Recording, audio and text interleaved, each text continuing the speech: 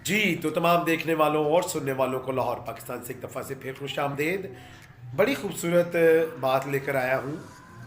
और लुकन ने कुछ इस तरह कहा कि बेकार ज़िंदगी हमेशा मुख्तलिफ रुझानात पैदा करती है।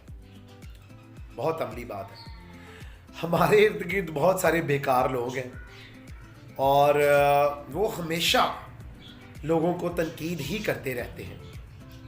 यहाँ तक कि जो लोग ज़िंदगी में कुछ ना कर सके, जब वो कुछ करने लगते हैं तो वो ऐसी तनकीद करते हैं कि वो लोग भी हौसला हार जाते हैं और जो काम वो करने की कोशिश करते हैं उसको छोड़ देते हैं।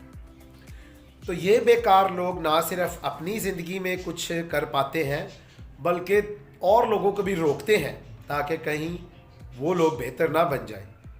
तो आए, अगर हमारे इर्द गिर्द ऐसे बेकार लोग हैं जो कि हर वक्त तनकीद करते रहते हैं, उनकी बातों को नज़रअंदाज करें बल्कि उनके दरमियान बैठना ही छोड़ दें।